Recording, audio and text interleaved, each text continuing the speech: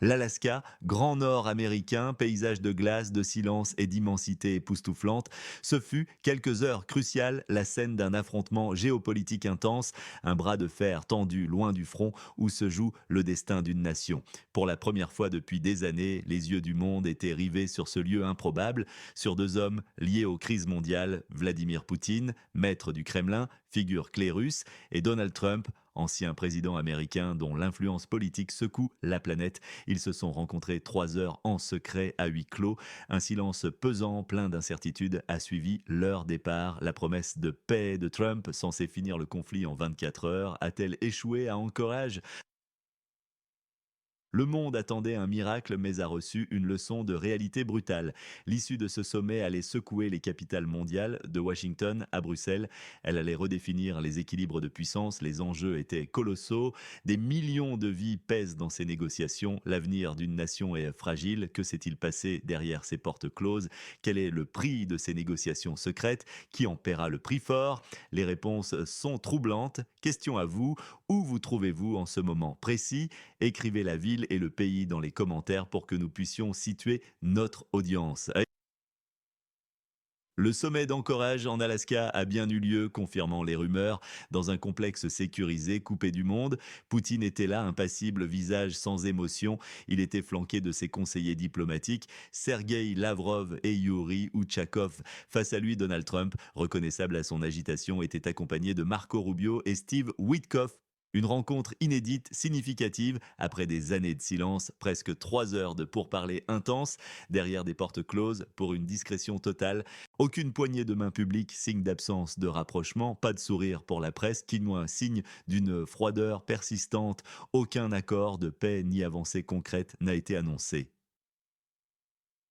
Aucun cessez-le-feu immédiat n'a été décrété, laissant le conflit se poursuivre. Les annonces officielles, après la réunion, furent courtes, laconiques, visiblement scriptées. Le contenu de ces déclarations, révélé ensuite, était sidérant. La promesse de Trump de stopper la guerre en un jour, audacieuse, s'est heurtée à un mur infranchissable. Poutine a rejeté le plan de paix sans hésitation. Il l'a fait de manière catégorique. La Russie n'accepterait la paix que si le pays voisin cédait le contrôle des régions de Donetsk et Luhansk, a-t-il déclaré, ses propos relayés par ses représentants.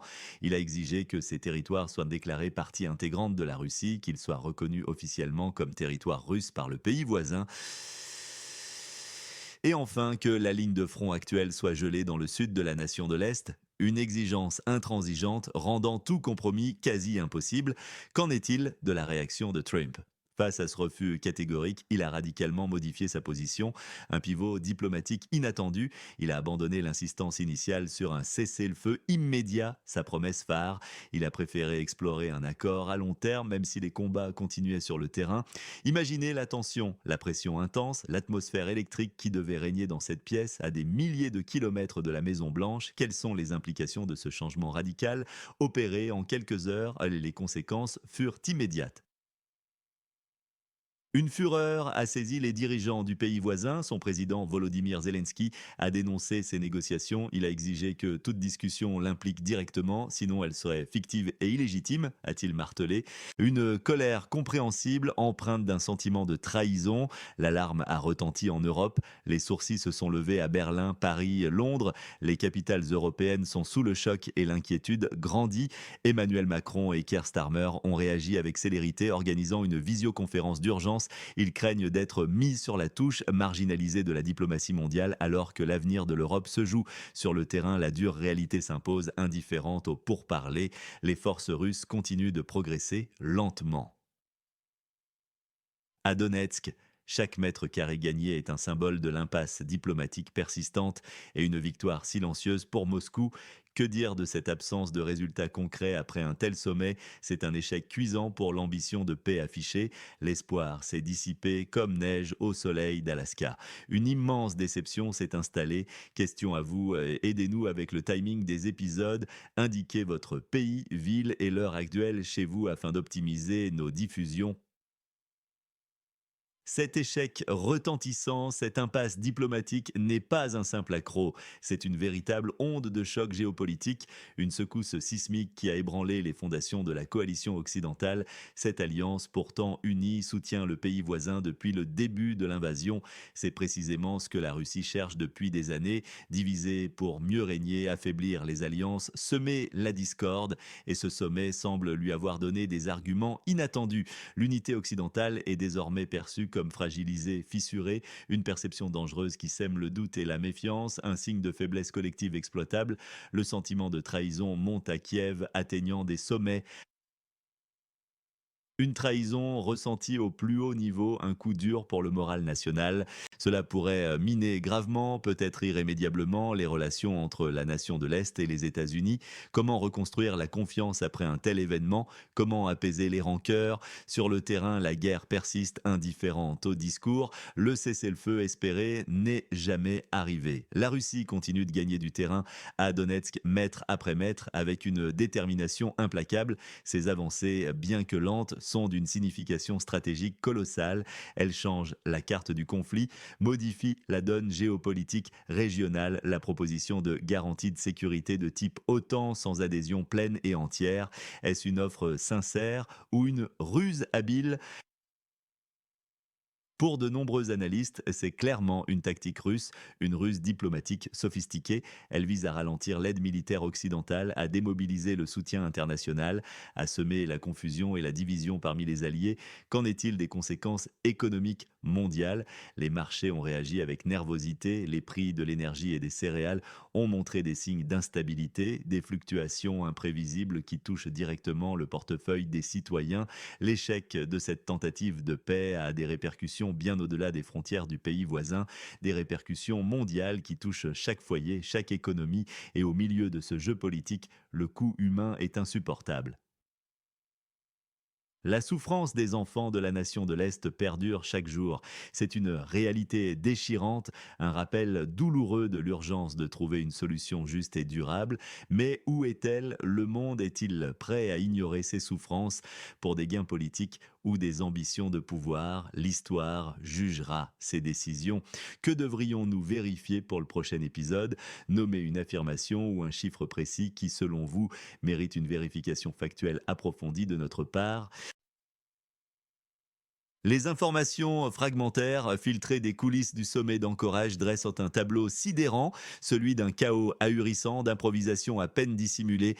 Des documents confidentiels auraient été laissés dans les imprimantes, une négligence impardonnable. Des assistants paniqués se démenaient pour coordonner les messages officiels, une scène de désorganisation totale, quasi irréelle, selon des sources anonymes citées par des diplomates européens. Cela suggère un manque criant de préparation stratégique, une improvisation flagrante du côté américain, une approche désordonnée de la diplomatie. Pendant ce temps, une image étonnante émerge, celle de Melania Trump. L'ancienne première dame des États-Unis a envoyé une note manuscrite privée à Poutine. Un geste personnel très inhabituel pour ce niveau. Était-il non coordonné par l'administration Trump? Le contenu de cette note, rapporté par la presse, a souligné la souffrance des enfants de la nation de l'Est, un détail jugé naïf par certains mais symbolique par d'autres. Est-ce révélateur d'une division interne ou simplement d'une approche chaotique au sein de l'administration américaine, comme le suggèrent certains critiques? Le secret entourant ces pourparlers nourrit inévitablement les interrogations les plus sombres. Des questions rhétoriques se propagent. Donald Trump a-t-il cédé aux exigences de Moscou malgré ses promesses? La nation de l'Est a-t-elle été vendue en secret, sans consultation?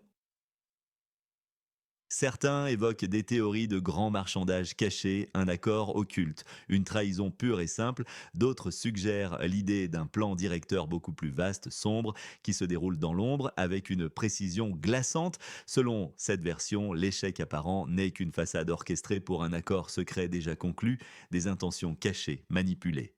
La note de Mélania anodine pourrait être interprétée de multiples façons, un signe de faiblesse, une tentative de gagner la sympathie de Poutine ou une communication secrète détournée des canaux officiels. Ces théories ne sont pas confirmées à ce jour, elles ajoutent au mystère grandissant, mais elles témoignent de l'atmosphère de suspicion généralisée qui plane sur la scène politique internationale.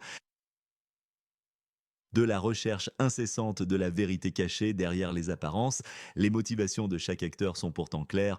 Poutine cherche à gagner en légitimité, à briser son isolement. Il veut éviter de nouvelles sanctions économiques. Il veut surtout exploiter l'empressement de Trump à obtenir un accord rapide pour arracher des concessions territoriales majeures sans reculer d'un pouce. Il se positionne comme le vrai vainqueur fort et inflexible. Face à lui, Trump.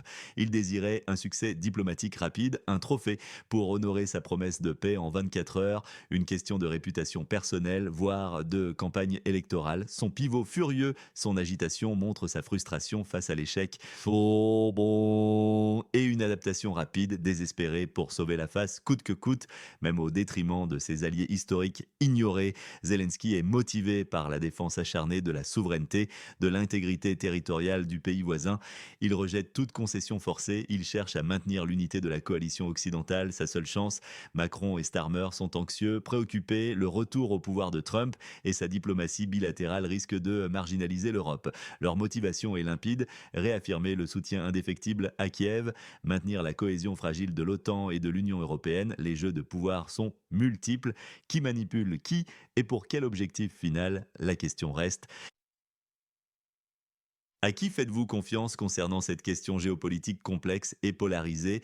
Nommez un expert ou un média qui, selon vous, est le plus fiable dans son analyse et sa couverture.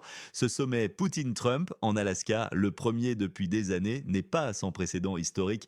Il résonne avec l'histoire des sommets tendus de la guerre froide, des rendez-vous où les superpuissances se rencontraient à huis clos en secret. Leur objectif, désamorcer les tensions ou forger des accords majeurs qui redessinaient les cartes, souvent sans consulter les nations tierces concernées, les concessions territoriales exigées par Poutine, le gel des lignes de front proposées. Ces expressions évoquent des précédents sombres de l'histoire européenne, une paix forcée imposée à des nations plus faibles. On pense à la partition de l'Allemagne, une cicatrice encore visible, ou à ces armistices qui ont légitimé des occupations par la force. C'est une diplomatie du fait accompli, un piège historique qui risque de se refermer sur la nation de l'Est. L'article 5 de l'OTAN, pilier central de la défense collective, garantie de sécurité mutuelle, le contourner, proposer des garanties sans adhésion pleine et entière. C'est une proposition diplomatique risquée, jugée dangereuse par de nombreux experts. Elle rappelle des tentatives passées de neutralisation d'États tampons, de création de zones grises géopolitiques, source d'instabilité future. C'est un terrain dangereux où les lignes sont floues et les malentendus fatals. Oh, la promesse de Donald Trump de mettre fin à la guerre en 24 heures, une déclaration audacieuse, presque provocatrice. C'était une référence directe à ses positions de campagne répétées à l'envi, une illustration éclatante de son approche non conventionnelle de la diplomatie, voire simpliste et dangereuse pour ses détracteurs. Le soutien continu de la coalition occidentale à la nation de l'Est, un soutien vital, indispensable à sa survie depuis le début de l'invasion russe. C'est le fondement de sa résistance. C'est aussi la raison de cette fracture potentielle au sein de l'Alliance occidentale. Le monde assiste, impuissant, à une partie d'échecs géopolitiques dangereuse.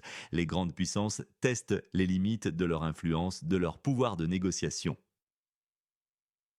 Le choc ressenti par les alliés européens reflète une inquiétude profonde concernant la fiabilité future des États-Unis comme partenaire prévisible, surtout avec un potentiel retour de Trump dont les intentions sont floues. Les réactions des marchés mondiaux, de l'énergie, des céréales, elles lient directement le conflit aux préoccupations mondiales, sécurité alimentaire, approvisionnement énergétique, des enjeux qui touchent des milliards de vies. Les conséquences de cette guerre vont bien au-delà de l'Europe de l'Est, elles touchent chacun d'entre nous, partout. C'est un rappel brutal de l'interconnexion mondiale. Personne n'est vraiment à l'abri des ondes de choc. Quel événement dans la nation de l'Est ou dans la région du sud-est européen est sous-estimé par les médias traditionnels? Nommez-le et expliquez en une phrase courte pourquoi il est si important pour l'avenir. La vraie bataille pour l'avenir de la nation de l'Est ne se jouera plus en Alaska, dans le froid arctique et le silence des négociations secrètes.